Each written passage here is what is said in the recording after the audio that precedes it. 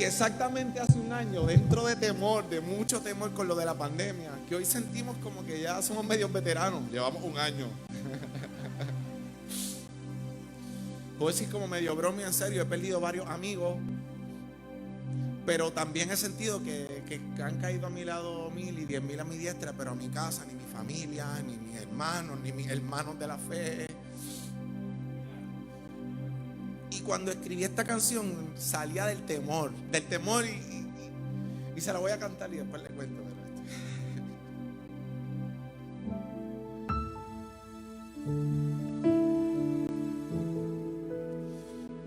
Estoy seguro en casa,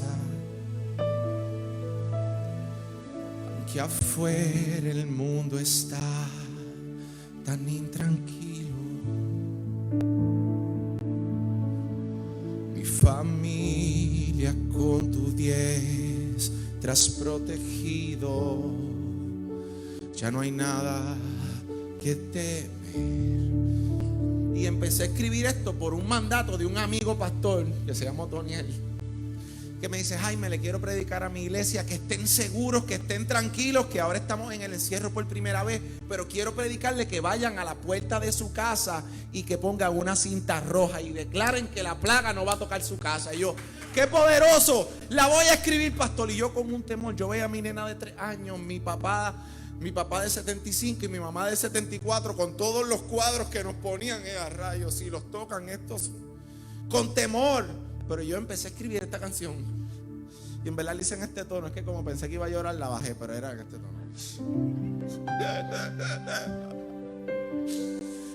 Estoy seguro en casa. La escribí en el cuarto de mi nena.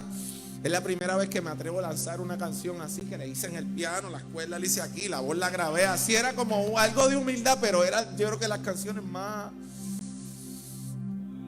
reales que te salen de adentro. Y era en medio del temor, no era... Fue un bálsamo y por eso te la voy a regalar, porque a veces nosotros, después que atravesamos el valle de la sombra y de la muerte, al otro lado tenemos que decir: gracias, Señor, porque estamos aquí, estamos de pie, estamos enteros. Estoy seguro en casa. Ahora la canto con alegría ya, sin este temor. Aunque afuera el mundo está tan intranquilo, mi familia con tu 10 tras protegido, ya no hay nada que temer. Tengo un pastor amigo que perdí, eso me duele, como este alguacil, pastor y amigo, que lo veo todas las semanas, prediqué en la iglesia muchas veces, estuve en la boda de su hija, tenía otras condiciones médicas, pero es esta primera persona que el Señor se lleva con COVID y estas cosas que me asustó. Mi familia con tu 10 tras protegido, ya no hay nada que temer. Y empecé a ver un evangelio cuando perdí a ese primer amigo, como que esto es real, no es tan de embuste, pero mi confianza sigue estando en el Dios que prometió proteger mi familia, la mía, la chiquita que yo tengo, la grande que tengo en casa, los papás mayorcitos. Y de momento hoy me puedo parar un año después con la iglesia abierta a decir: a mi casa la cubrió Jehová. No puse la cintita roja que el pastor amigo me dijo, creo que se me olvidó, no encontraba cómo ponerla, pero a mi casa, mi fe, mi confianza permaneció en ese lugar. Y lo que decía el coro era esto: confiamos plenamente en ti. Qué lindo es confiar sin fuerzas, porque cuando uno lo tiene resuelto, cuando matemáticamente sabe que no hay peligro, que te vacunaste, que no tienes peligro, pues puedes decir: yo confío. Pero cuando estás en el valle de la sombra y de la muerte, atravesando el valle de lágrimas, ahí es que tienes que levantar tu mano y ay, como cuando uno se monta en una montaña rusa, y como que ay, no sé si voy a sobrevivir, si no, pero aquí voy. Pues así mismo, Señor, yo no sé si voy a vivir, no sé si viviré o moriré, pero voy a contar las maravillas tuyas, y aquí vamos, Señor, porque sabemos que tú estás aquí. Siempre me quiero bajar de la montaña rusa cuando llego arriba. Siempre me quiero bajar, siempre me quiero bajar. Y a veces nos queremos bajar de esos momentos, esas curvas que dice, o Dios es mi salvación o aquí se me acabó todo. Esas montañas rusas de la vida, ¿verdad? Confiamos plenamente en ti. Pero si tú ves que el Rey de Reyes está aquí al lado, es diferente. Sabemos que tú estás aquí. Y yo empecé a escribir este coro asustado, pero empecé a creer. Prometiste que siempre me cuidarías, que mi casa y mi familia estarán bien, que tú guardarás mi entrada y mi salida, que no hay nada que temer, no hay nada que temer.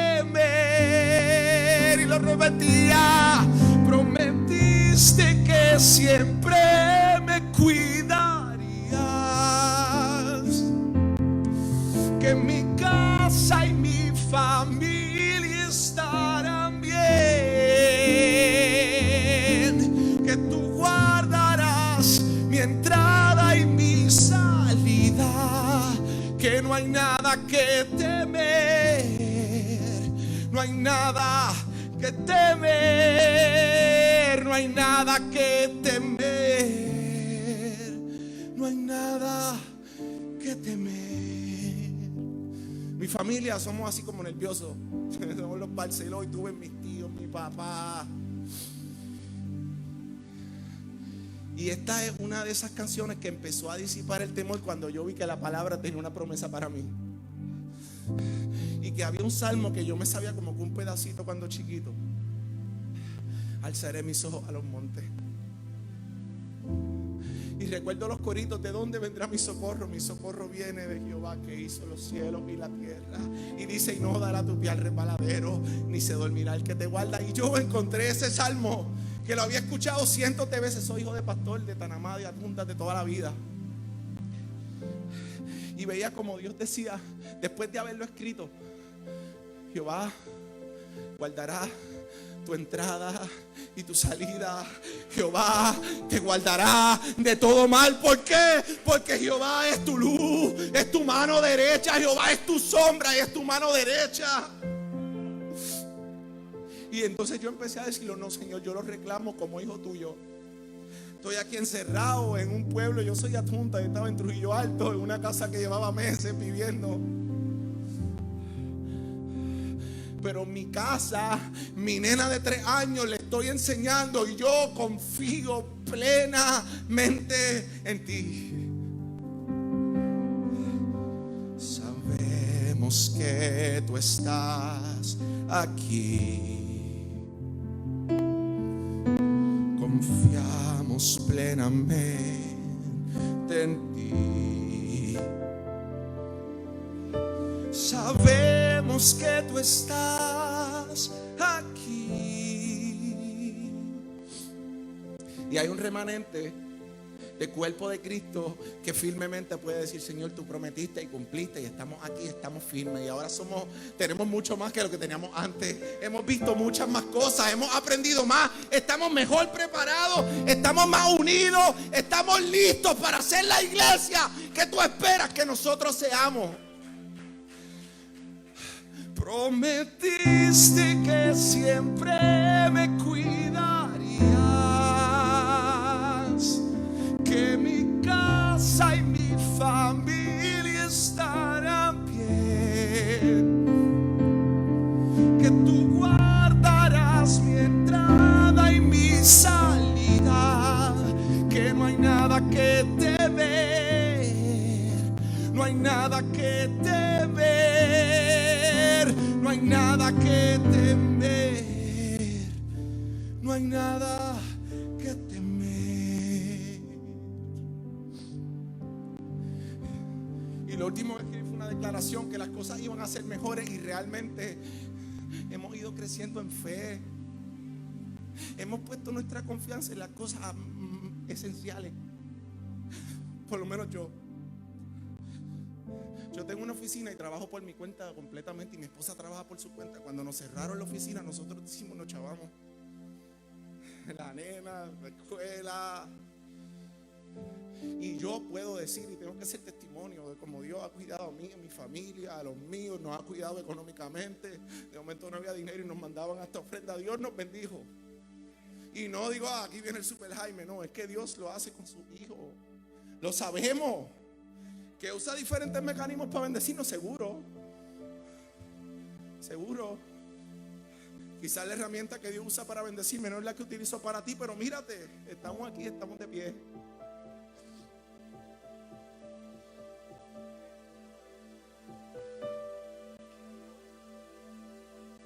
Y lo más importante es que aprendimos a confiar. Mi casa y yo, mi mamá, mi papá, aprendimos a confiar. Mami siempre me decía esto: ay, Dios mío, que no lo grabe, que no lo vea.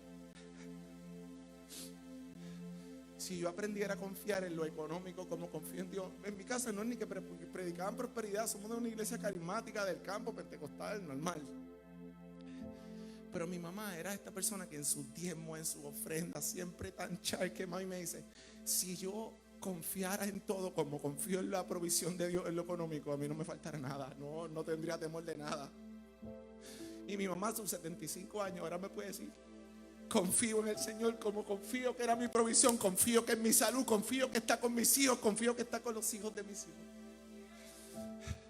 Y esas enseñanzas pequeñas es lo que nos van haciendo cristianos grandes.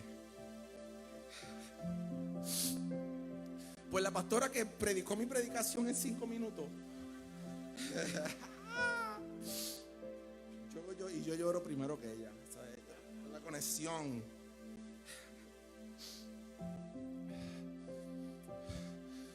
Pues llevo meditando mucho tiempo.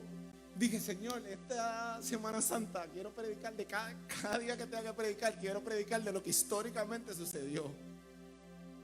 Lo quiero hacer. Quiero cada compromiso que tú me das, Señor, quiero predicar. Y obviamente quería venir a hablarle de esta entrada de Jesús a Jerusalén. Y llevo pensando, dándole vuelta a esos principios que levantó la pastora. A mí desde pequeño me llamaba mucho la atención lo del pollino, lo del burrito. Yo desde, bueno, estaba Michael Rodríguez. Burro, no te equivoques. ¿Se acuerdan de eso? Son de mi época algunos. Si la pastora está conmigo, tengo 2 o 3, los demás no quieren enseñar su edad. Tranquilo, hermano. Al final todos van a decir su edad, así, de dónde son. A mí siempre me llamaba la atención esto del pollino, y era la seguridad que tenía Jesús cuando dicen: vayan, pidan el burrito, díganle que el Señor lo necesita. Y Jesús era el que predicaba humildad, el que decía: no cojan capa ni alforja, no cojan ofrenda. Él le dice: no, ese burrito lo cogen porque yo lo necesito. Y no Jesús, el maestro, el Señor lo necesita. Y siempre me llamaba la atención, pero nunca lo había resuelto. Era como que, bueno, ¿por qué eso está pidiendo un burrito? Zacarías 9:9. Cuando dice: no temas, hija de Sión, porque he aquí tu Salvador viene montado en un pollino. Y algo que a mí siempre me es importante resaltar en la iglesia es que tengamos el contexto de quién era Jesús. Jesús era un muchacho de 33 años. El Hijo de Dios no había fallado. Había cumplido la palabra, el Torá completo. No le había fallado a Dios ni de pensamiento, ni de acto, ni había tenido una noche loca. Ni Jesús, el santo, el justo, el que había cumplido el verbo de Dios. Pero no dejaba de ser un muchacho de 33 años que a los 30 comienza su ministerio. Yo creo que este momento que celebramos hoy, esta entrada triunfal en Jerusalén, que es el momento de gloria del Mesías nuestro, que nosotros después de 2000 años lo vemos, pero en ese momento habían 12 que lo veían, después lo vieron como 300, después habían como 5000 que lo escucharon, después habían como 10,000, y ese día estamos viendo como 3 años de mensajes, de milagros, de sanidad, de liberaciones, hasta de resucitar muertos. Están trayendo un contexto de que la gente acepte un Mesías. Pero yo, como la pastora lo explicó completo, yo quiero que ustedes puedan pensar en lo que yo estoy pensando, y en el comienzo del ministerio de Jesús. A mí me llama mucho la atención Lucas, y me agrada mucho que la pastora haya leído de Marcos, porque lo que he visto de la historia bíblica es que Marcos realmente es de los evangelios más puros, primeros que llegaron del evangelio, y Lucas lo montan. Lucas le añade información de otros contextos al evangelio de Marcos, que es algo cercano, viene de la misma fuente, del mismo tiempo, de la misma traducción, están ahí. Y Lucas pone a comenzar el ministerio de Jesús en el capítulo 4, luego que Jesús se bautiza en el Jordán. El Espíritu Santo desciende como paloma. Se oye una voz del cielo que dice: este es mi Hijo amado, en quien tengo complacencia. A él oír. La palabra dice que comienza su ministerio y Jesús va a lo que yo diría su iglesia local,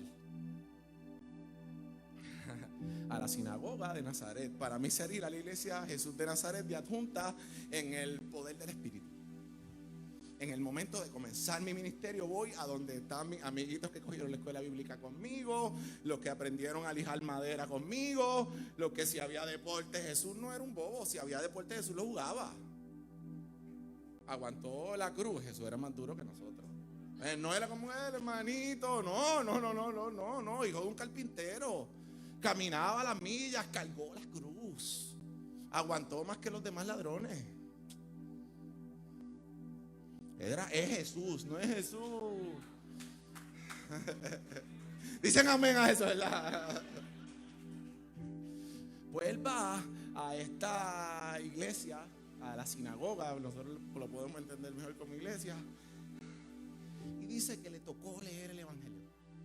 Y Jesús se pone de pie, y él sabía lo que estaba pasando en su vida. Él había escuchado la voz audible de Dios. Él había visto al Espíritu Santo descender. Él sabía que Juan predicaba de uno que él no era digno de desatar el calzado de sus pies, que venía a transformar los tiempos, que venía a bautizarlos en fuego, en Espíritu Santo y fuego. Él sabía en el momento que se encontraba, y la palabra dice que se pone de pie y empieza a leer en la iglesia. Y le entregan el rollo de Isaías y él busca el versículo. Y dice: el Espíritu del Señor está sobre mí, porque me ha enviado Jehová. Y ahí yo veo este envío de Dios a un grupo específico donde yo me encuentro, a los quebrantados de corazón, a traer libertad a los cautivos, a los presos, apertura de la cárcel, a predicar el año de la buena voluntad de Dios sobre los que pensamos que ya la buena voluntad de Dios no está sobre nosotros porque estamos en malos tiempos, porque los tiempos son difíciles. A predicar el año de la buena voluntad de Dios.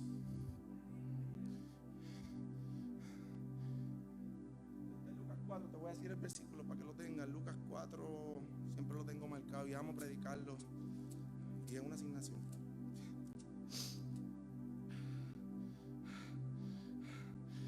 Buenas nuevas a los pobres, sanar a los quebrantados de corazón, pregonar libertad a los cautivos, vista a los ciegos y poner en libertad a los oprimidos, y predicar el año agradable del Señor. Y lo que nosotros vemos de este ministerio de Jesús poderoso, que hoy lo vemos en gloria, hoy lo vemos en Cristo resucitado, hoy lo vemos después que ocurrió todo, que va paulatinamente, poco a poco, ganando notoriedad, creciendo en la gente. Pero ¿quiénes realmente estaban siguiendo a Jesús? ¿Quiénes estamos realmente siguiéndolo? Pues la Biblia me presenta un contraste bien grande. Y cuando Jesús mandaba para el infierno a la gente, que lo mandó un montón de veces, un montón de veces, pero se dirigía por lo general a los fariseos bien vestidos con corbata. Eso era lo que él los mandaba para el infierno de la primera, siempre. Eran los religiosos de la época, pero realmente quienes estaban abrazando el mensaje de Jesús eran los pobres.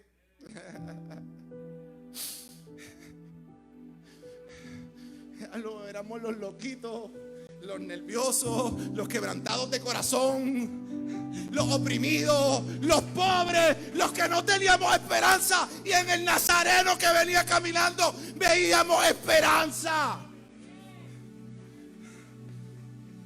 Ese era el grupo.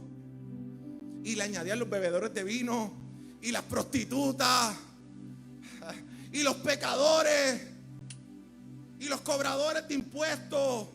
Ese éramos el corillo que empezó esto.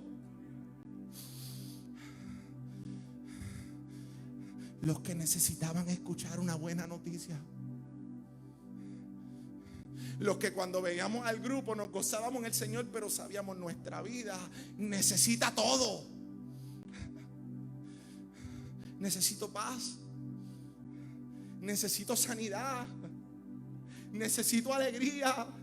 Necesito compañía. En esa época necesitaban pan. ¿Cuántas veces Jesús le dijo? Esta gente no ha comido. Esta gente no tiene ni qué comer. Eso era lo que se llama Jesús. No todos lo querían, pero Él empezó milagro tras milagro, testimonio tras testimonio, virtud tras virtud, durante 3 años, cambiando el pensamiento de la gente. Miren, el primer día, este día que Jesús habló y leyó el capítulo de Isaías en Nazaret, la Biblia lo que dice es que lo querían despeñar. Una palabra de domingo para que lo cual despeñar, entiendo que es que lo tumben de un peñasco. Despeñar. Eso es lo que dice la palabra. Y Jesús demostró que era rápido. Yo pienso que era atleta, porque pasó entre medio de ellos y se le olvidó. No pudieron coger a Jesús desde el primer día. Y le chocaba a los religiosos de la época que estaban con estos vestidos así, con toda la cosa, que estaban ya santos. Pero el grupo que empezaba a seguir a Jesús como que no se parecía a eso. Y yo sé que nosotros nos hemos querido desvincular de esos pobres, quebrantados de corazón, cautivos. Y ahí es que ha nacido la hipocresía de la iglesia. Porque la realidad es que cuando nosotros decimos, ¿quién yo soy sin ti, Padre? ¿Qué yo soy sin ti? Un quebrantado de corazón, pobre, que no tengo una buena noticia, que necesito que abran mis prisiones, que necesito salir a espacio libre, que necesito ser liberado por el Nazareno. Y cuando Jesús caminaba, el grupo que lo seguía no eran los religiosos de la época. En esa época no había Biblia, no se ve como ahora nos vemos los hermanos juntos. No, eran los que tenían necesidad. Eran las mamás que decían, tengo a mi hijo que está muriendo. Tengo a mi hija enferma allá en casa. Tengo a este hijo que está botando espuma, que hace fuerza contra 10 hombres. Tengo a este que está paralítico. El ciego sale gritando, Jesús, hijo de David, yo sé que estás por ahí, ten misericordia de mí. Eso, los leprosos, eso eran los que estaban siguiendo a Jesús. Las prostitutas que habían sido limpias y sanadas. Los hombres que habían dejado su mala vida de vivir y estaban caminando en pos de Jesús. Ese era el grupo que seguía a Jesús. Pues yo te aseguro que cuando llegó a Jerusalén, que Jesús viene de Jericó, empieza y llega a Jerusalén y llama al pollino y le dice, búsquenlo, porque ya no es el hijo de María, aquí viene el Hijo de Dios. Ya no es el hijo. Y lo quiero poner en contexto con todo respeto. Cuando hablaban de José y María, nosotros ahora podemos predicar de la Virgen, que el Espíritu Santo entró sobre ella y tuvo el milagro de dar el Hijo de Dios. Pero en esa época era la nena de 15 años que no se sabe cómo quedó preñada. ¿O no? En Adjunta todavía un chisme. ¿Qué pasa eso? Imagínense hace 2000 años con los judíos. Por favor, la nena de 15 años con el viejo como 40 o 50 años que tenía José.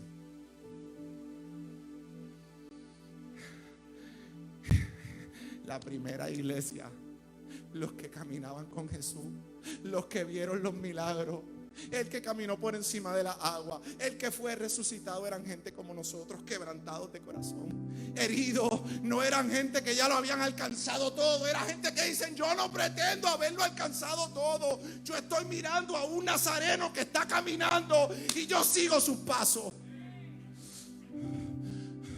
ese grupo que era pequeño, que empezaron 12, Jesús llevaba 3 años con 12 muchachos. No estoy seguro, pero creo que ninguno era educado formalmente. Pescadores, humildes, así.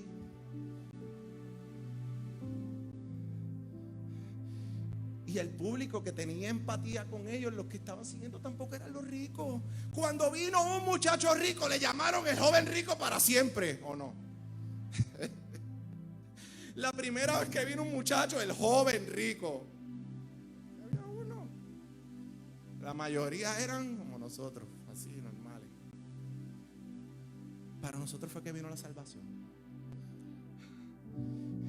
Y luego de 3 años de milagros, de señales, de que lo querían matar un montón de veces, de que lo botaban de sitio, pero que le devolvía vista a los ciegos, ni siquiera la historia lo ha podido negar. Que le devolvió la vida a Lázaro y a varios más, ni la historia lo ha podido negar. Que multiplicó el pan y los peces, que comieron miles de personas, 5,000 sin contar las mujeres y los niños, 10,000 serían. Ni la historia lo ha podido negar. Que caminó sobre las aguas, que calmó la tempestad, ni la historia lo puede negar.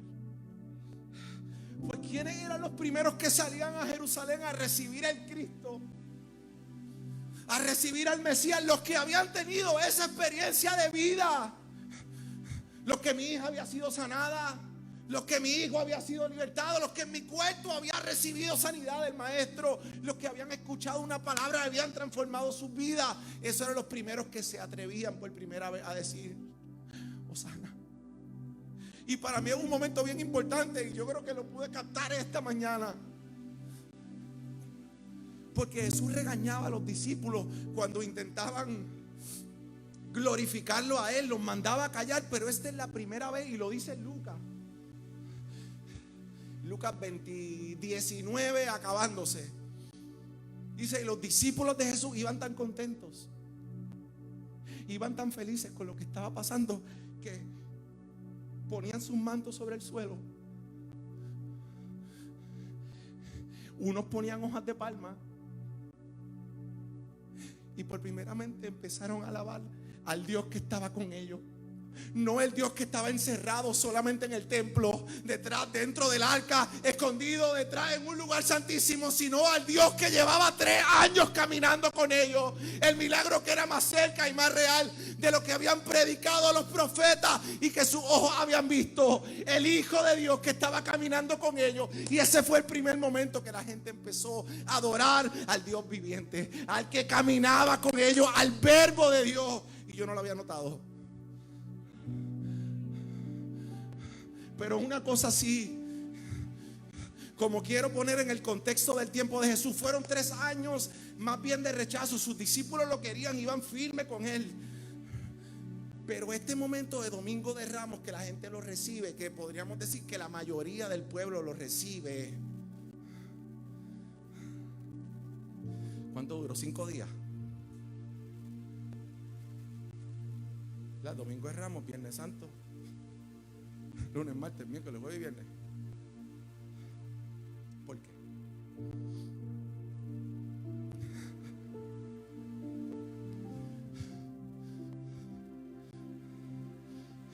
Es que había mucha gente que esperaba que Jesús destruyera el sistema romano cuando entró en el pollino. Y es que hay mucha gente que quiere que el Dios de la gloria, el Rey de Reyes y Señor de Señores, cuando entra a escena, haga exclusivamente lo que ellos querían que hicieran. Que hagan lo que yo quiero que haga. Jesús venía a transformar los tiempos, a transformar la historia. Y había muchos que lo entendieron y decían: Hosana, Hosana, Hosana, Hosana. Y me acuerda a la adoración, que es la primera predicación que escuché de su pastora, a la adoración que había en el pesebre en Belén. Gloria a Dios en la altura y en la tierra paz. Y lo decían los simples, los pastores, los humildes. Pues en este momento lo decían los humildes, pero los humildes que habían sido transformados por el poder de Dios. Yo realmente no sé cómo el telón baja y sube, y el viernes la mayoría del pueblo le están gritando crucifíquenle. En 5 días.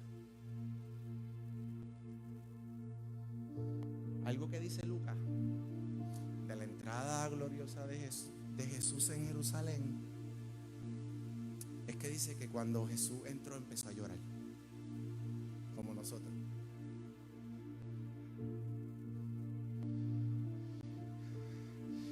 Y sentía pena porque él sabía lo que había de ocurrir. Él estaba encomendado por Dios. Él sabía que al trono que él iba a llegar era el trono de nuestro corazón. Era un trono eterno, celestial, inamovible, incorruptible, sin tiempo de final, eterno. Pero sabía que muchos de los que decían Señor, Señor, hosana, le daban 5 días y iban a gritar crucifíquenle.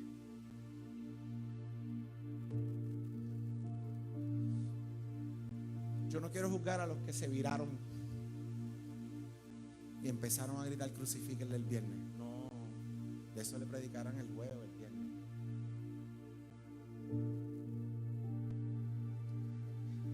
Pero yo estoy seguro que los quebrantados de corazón, que habían sido sanados por el Maestro,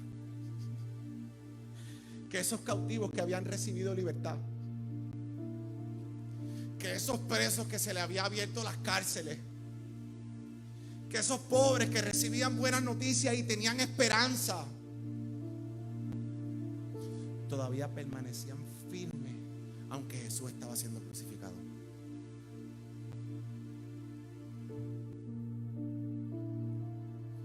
Así nosotros permanecemos firmes. Y es poderoso cuando en el momento que vemos la entrada del Salvador todos levantamos nuestras manos y decimos hosana, gloria a Dios en la altura, gloria a Dios en la tierra, porque llegó el Salvador. Qué poderoso. Pero tenemos que permitir que esa entrada de Cristo a nuestra vida sea una entrada real, digna, que nos transforme. Que cuando las voces de alrededor cambien, entonces empiecen a hablar en contra de lo que Jesús decía. Cuando empiecen a decir crucifíquenle, que empiecen a decir este es lo que quería derribar el templo y hacerlo en 2 días.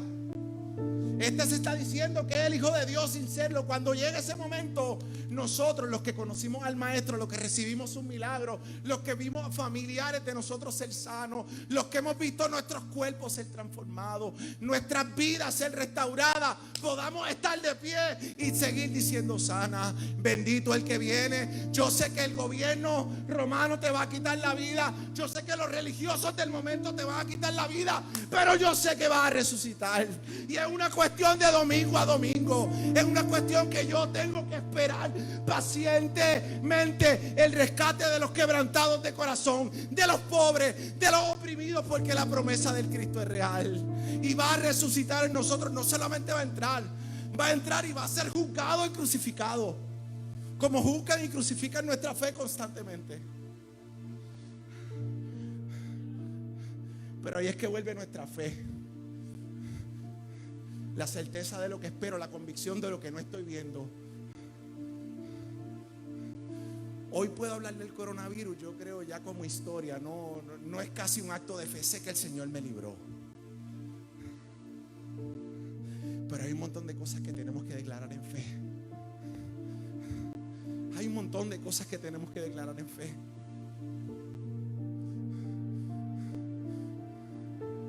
Padre, yo te pido, Señor, que cualquiera que sea nuestra necesidad,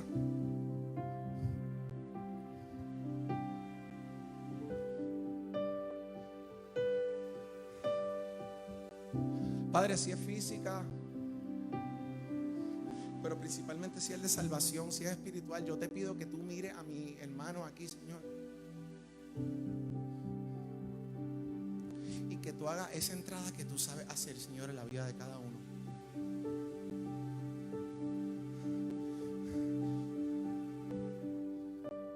Que aunque mis pies den al resbaladero,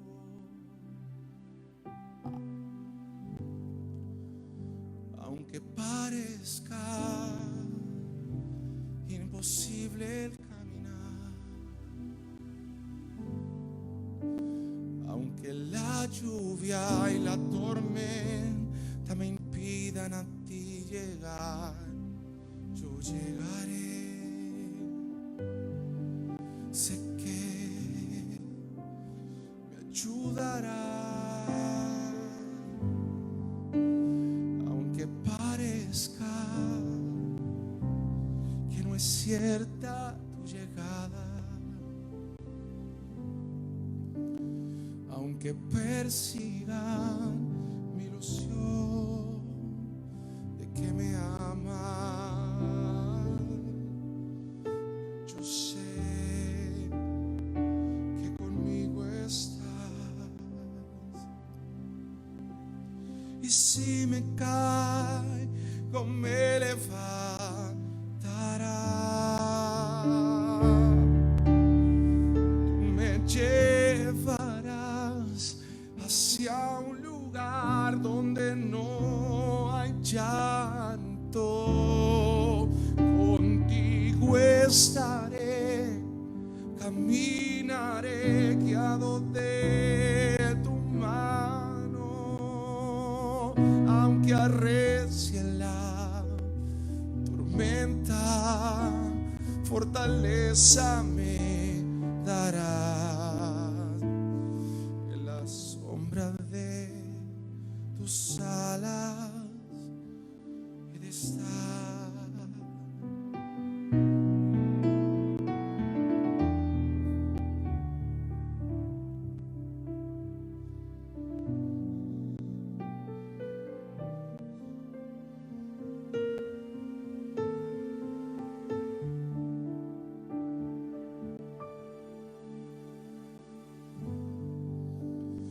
Aunque parezca que no es cierta su llegada, aunque persiga mi ilusión de que me amas, yo sé que conmigo estás. Y si me caigo me levantarás,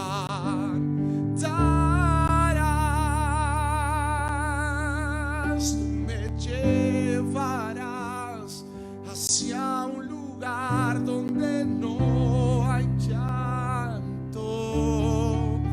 Contigo estaré, caminaré guiado de tu mano, aunque arrecie la tormenta, fortaleza me darás. En la sombra de tus alas tú me llevas, tú me llevarás hacia un lugar donde no hay llanto más. Contigo estaré, caminaré guiado de tu mano y no me soltaré, aunque arrecie la tormenta, fortaleza me darás. En la sombra de tus alas, en la sombra de tus alas, en la sombra de tus alas.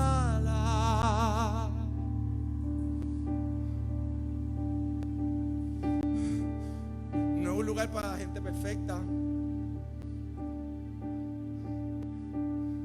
no es un lugar para gente que piensa que ya lo alcanzó todo. Eso estoy seguro. Vamos siendo perfeccionados en Él, seguro. Vamos siendo transformados de gloria en gloria en momentos como este, de gloria en gloria, de poder en poder, hasta que alcancemos la imagen de Él. Pero no es un lugar para gente perfecta. Cuando Él llamó a su público, la primera vez que llamó, decía: vengan conmigo los quebrantados de corazón, porque yo sé lo que voy a hacer con ustedes. Que vengan conmigo los pobres, Y yo decía, Señor, ¿por qué tuvo tanto arraigo nuestro evangelio pentecostal en nuestros campos pobres, en nuestros agricultores, en nuestra Latinoamérica hermosa? Porque Jesús estaba llamando a los pobres que le tenía que dar una buena noticia. Señor, yo decía, yo soy abogado de profesión y veo mucha gente en el tribunal y veo muchachos entrar a la cárcel y salir transformados y verlos a veces llegan en el gozo del Señor diciendo, Dios te bendiga, el Señor está obrando en mí. Y yo decía, Señor, es que el evangelio estaba para esos presos que de momento están en barrotes y tú le abres el cielo y eres apertura de la cárcel para ellos.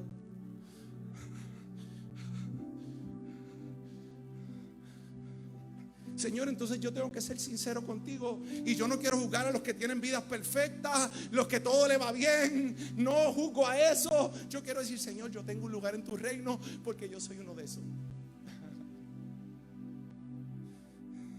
Y empezamos a tener un ambiente de casa, de familia, de hermandad y decir, yo no sé por qué Dios me ama tanto, no es por lo bonito que me he visto, ni necesariamente porque pueda hablar de la Biblia así con un poco de fluidez, porque escuché a 1000 predicadores. Es porque quizás tú te empeñaste en mí, porque yo era uno de esos que ante el mundo tengo deficiencias, pero ante ti soy útil, porque ante ti y contigo podemos demostrar eso que tú dijiste al mundo, que yo iba a coger a los pequeños, que yo iba a coger a los que estaban en angustia, en dolor, y yo lo iba a sacar al lugar alto, que iba a coger a esos quebrantados de corazón, a esos pobres, a esos quebrantados, a esos oprimidos, y los iba a hacer pastores, los iba a hacer evangelistas, los iba a hacer profetas, los iba a hacer maestros, los iba a hacer apóstoles. Con eso, esa era la materia con que yo iba a levantar el reino de los cielos en la tierra. Solamente tenga gente. Necesitamos de gente que se atreva a decir, voy a hacer este acto de fe y aceptar que mi posición aquí es porque hay algo que Dios tiene que hacer en mí. No estoy aquí por una invitación simple, no estoy aquí porque me alegra mucho estar los domingos, aunque me alegra compartir con mis hermanos. Yo estoy aquí porque yo tengo un llamado del cielo que comienza desde que nací. Y quizás hay algo que yo escondo de mí, que yo niego de mí, o que yo odio de mí.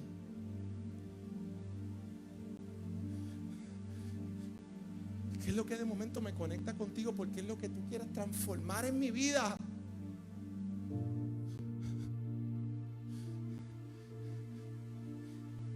Quizás esa depresión que siento, o ese dolor que digo, Señor, esto no es tuyo, ¿qué es esto? Ese es el pedacito, ese es el hueco que yo tengo para que tú pongas de tu gloria en mi corazón y tú puedas decir el milagro de que los quebrantados de corazón han de caminar conmigo. Yo los voy a hacer brillar y ya no van a ser más quebrantados de corazón, que yo voy a coger a los oprimidos porque tienen un hueco.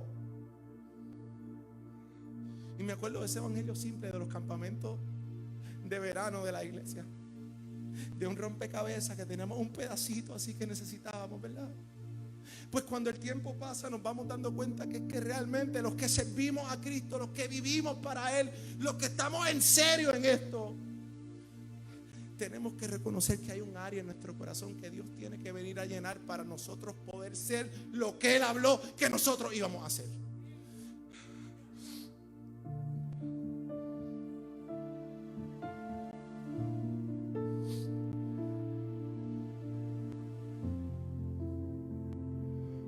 Yo soy un hijo pródigo,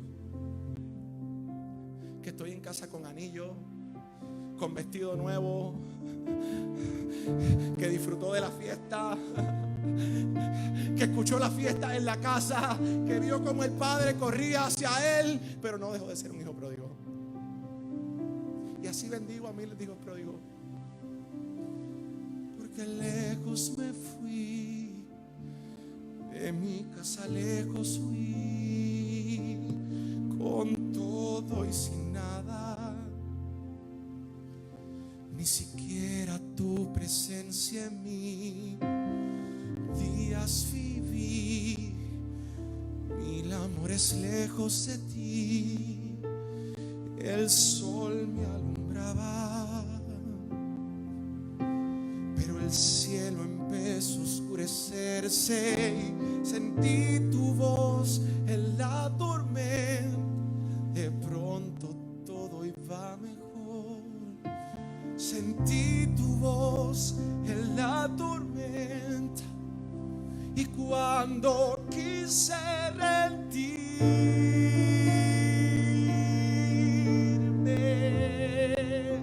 tu voz me llamaba.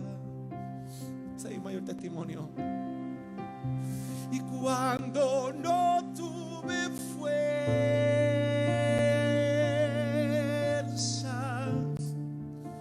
tu mano me dabas.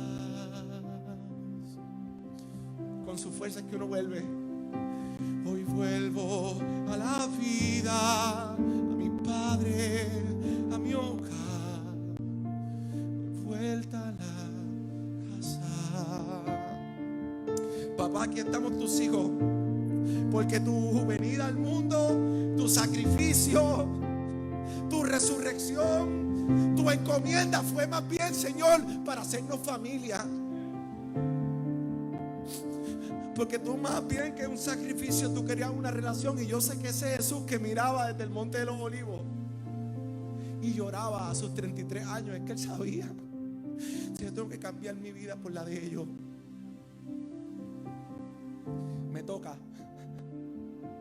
me toca dar mi vida para que otros puedan vivir. Y yo voy a morir y yo voy a resucitar para que ellos crean que yo voy camino al Padre y que allá estoy preparando un mejor lugar para ellos, para hacernos familia, a nosotros hermanos, y nosotros como hermanos tener una relación correcta con Dios. Aunque lejos me fui, de mi casa lejos huí, con todo y sin nada, ni siquiera tu presencia en mí. Sentí tu voz en la tormenta, de pronto todo iba mejor. Sentí tu voz en la tormenta, sentí tu voz, sentí tu voz en la tormenta, de pronto todo iba mejor. Sentí tu voz en la tormenta. Y ahora sí quiero hablar paz sobre ustedes. Y lo digo planteando como experiencia de vida con mi familia. Soy hijo de pastor de toda la vida, con lo bueno y los retos que puede traer. Pero hay momentos que quizás, como algunos de nosotros, pasamos por eventos de dolor o de incertidumbre o de necesidad o de escasez o de soledad o de tristeza profunda. Pues esa respuesta no le tengo por qué. Se la pueden preguntar a la pastora para el domingo que viene. Pero el Dios que yo predico, el Dios que yo le creo, Él utiliza esos momentos de dolor, de tristeza, de escasez, de necesidad, de soledad, para estar con nosotros, para decirnos yo soy, para decirnos yo estoy. Sentí tu voz en la tormenta, de pronto todo iba mejor. Sentí tu voz en la tormenta. Y algo que los quiero bendecir: esta mañana estuve un rato hablando con mi hermanita, mi hermana de verdad. Y hay veces que Dios nos pone quizás cosas que digamos enfermedad o defecto, y a veces recriminamos esas enfermedades o defectos que tenemos, problemas que hemos tenido en la vida. Pero cuando veo que Cristo no vino a buscar a los perfectos, vino a buscar a los que le faltaba un pedacito de algo, a los que no estaban completos, a los que no estaban perfectos. Tengo que levantar mis manos y darle gracias, Señor. Gracias, Señor. Quizás no soy el más cuerdo de todos, quizás no soy el más inteligente de todos, pero tú escogiste a los que eran como yo y has querido exaltarlos, Señor. Y por eso en vez de recriminar a nuestro papá porque tengamos necesidad o enfermedad o escasez, digamos más bien: papá, gracias, porque yo sé que por aquí tú entras y te vas a glorificar en nuestras vidas. ¿Por qué no nos ponemos de pie un momentito y oramos y le damos gracias a Dios? Y esta canción yo la hice cuando lo único que daba dentro de mí era una palabra de Dios que me decía: yo soy tu papá y tú eres mi hijo. Y yo sé que hay muchos de nosotros que con toda la información que cogemos, con los problemas de la vida, hasta nos confundimos. Pero yo quiero que el mensaje que nos quede claro es que Él es nuestro papá y que Él está con nosotros. Y que quizás nosotros muchas veces queremos entrar a su casa, pero hoy queremos permitir que Él entre a la nuestra. Y cuando quise rendirme,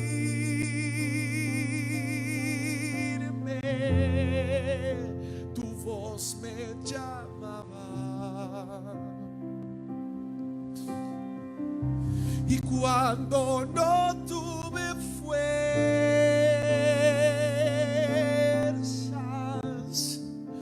tu mano me daba.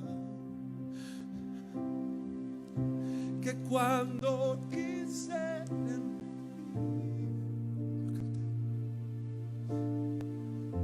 tu voz me llamaba.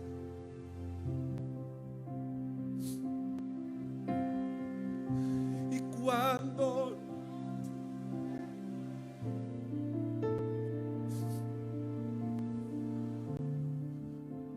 tu mano,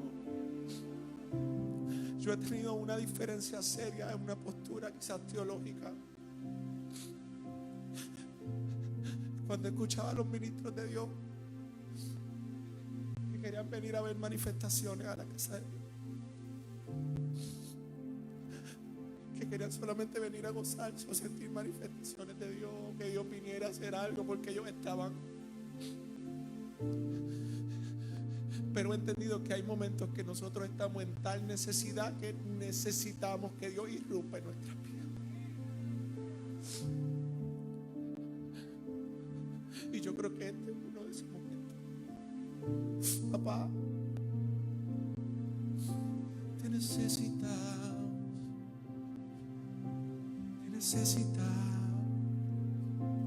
Canto con los que han querido rendirse, Señor. Y cuando quise rendirme,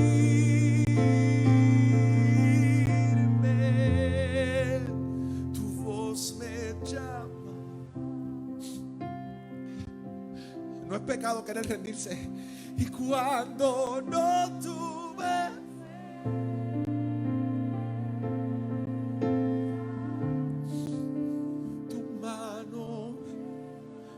no es pecado, porque al lado del monte del Olivo, en el huerto de Getsemaní, el más santo, el más grande, el nombre que es sobre todo nombre, dijo: Padre, si es posible, en mí pasa esta copa.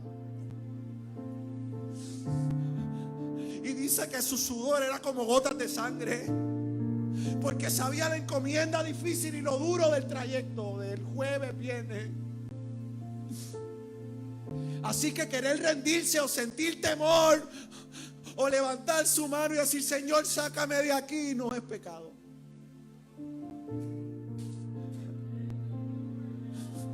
Es pecado quizás ocultarlo y decir que no pasamos por esos momentos porque no estamos siendo sinceros con nuestros pares.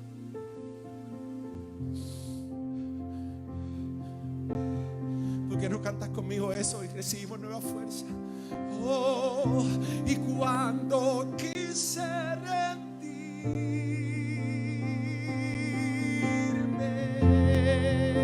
tu voz me llamaba.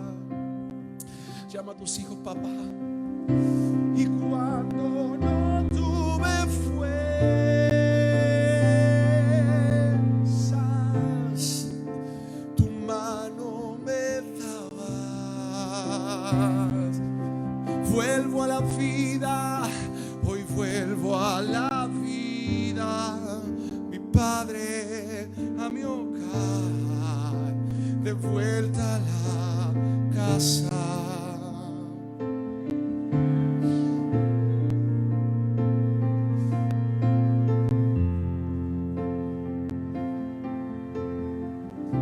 Y cuando quise rendirme,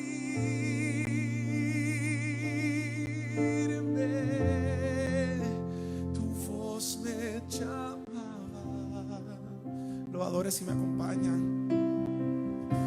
Y cuando no tuve fuerzas,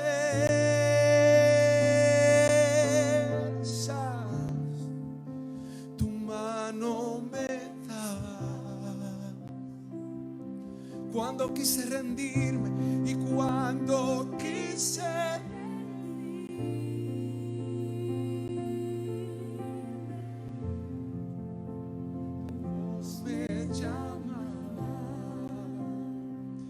cuando no tuve fuerzas y cuando no tuve fuerzas,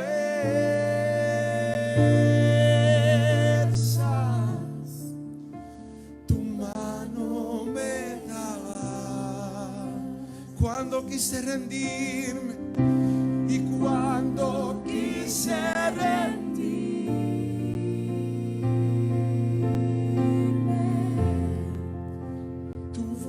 me llamaba. Cuando no tuve fuerza y cuando no tuve fuerzas,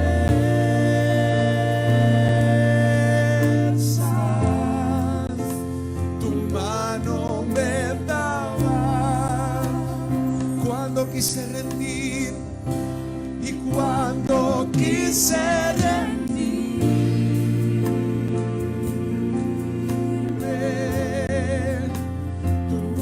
me llamaba. Y cuando no tuve fuerzas,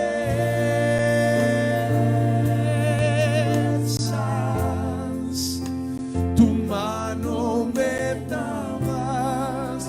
Vuelvo a la vida, vuelvo a la vida. Hoy vuelvo a la vida, a mi Padre, de vuelta a la